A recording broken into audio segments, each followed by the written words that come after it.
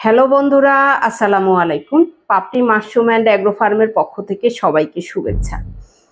আশা করি সবাই ভালো আছেন। একজন শ্রদ্ধেয় উদ্যোক্তা জানতে চেয়েছেন, আপু 1 কিলো মাশরুম গড়ে কত টাকা বিক্রি করা হয়? 1 কিলো মাশরুম আপনি কোন সিজনে কথা জানতে চেয়েছেন?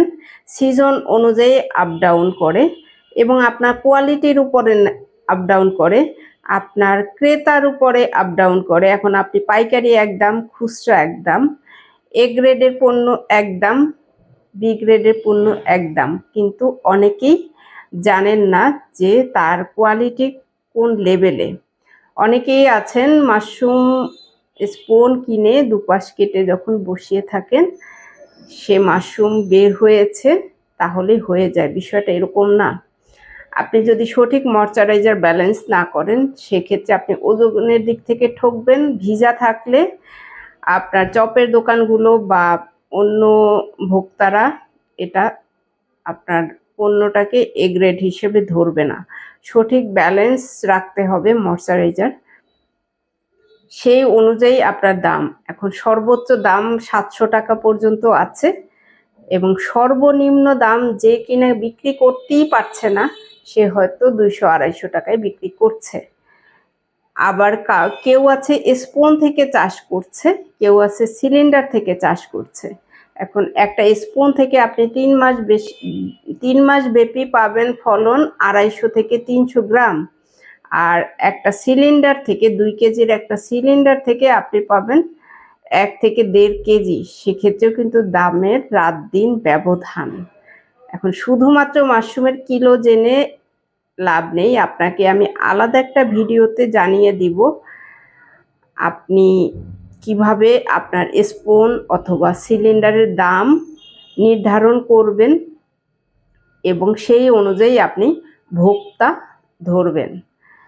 কারণ আপনার কস্টিংয়ের সাথে ভোক্তার যদি ব্যালেন্স না করতে পারেন, এখন অনেকেই আছে 50-100টা স্পুন কিনে সে হয়তো পাইকার খুঁজছেন, সে তো জীবনেও লাভের মুখ দেখবে না, মনে করবে এটাতে আসলে লাভের কোনো কিছু নেই। সঠিক নিয়ম, সঠিক পদ্ধতি, সঠিক ক্ষেত্র, সঠিক ভোক্তা কাছে আপনার পণ্য পৌঁছাতে হবে। যিনি 20 কেজি 15 কেজি উৎপাদন করেন, তার দামের সাথে যিনি 1 কেজি 2 কেজি 3 কেজি বা 5 কেজি উৎপাদন করেন, তার দামের সাথে মিলবে না। এখানে আপনাকে ক্ষেত্রটাও বুঝতে হবে এবং ভোক্তার লেভেলটাও বুঝতে হবে। আশা করি আপনাকে সর্বনিম্ন এবং সর্বোচ্চটা বলেছি। এখানে আরও পার্থক্য আছে। শহরের উৎপাদনে খরচ একরকম, সেখানে ইলেকট্রিসিটি খরচ আছে, ফ্ল্যাটের ভাড়া আছে, পানির খরচ আছে। কিন্তু গ্রামে যিনি চাষ করছেন তার না লাগছে ভাড়া, না লাগছে পানি, না লাগছে ইলেকট্রিসিটির জন্য আলাদাভাবে সেরকম ব্যয়বহুল হয় না। সেক্ষেত্রে স্থান কাল পাত্র ভেদেও দামের অনেক ব্যবধান থাকে। অনেক ভোক্তারাই আছেন বলে থাকেন যে আমরা তো এই দামে অনলাইনে দেখি। এখন সেই খামারটা কোথায়? তার কি আদৌ খামার আছে নাকি বিভ্রান্তিমূলক পোস্ট দিচ্ছেন, সেটাও একটা বিষয়। আশা করি ভিডিওটি দেখে উপকৃত হবেন। ভালো থাকুন, সুস্থ থাকুন এবং নিজ ঘরে মাশরুম চাষ করে নিজের পুষ্টির চাহিদা মিটিয়ে তুলুন। ভালো থাকুন। আল্লাহ হাফেজ।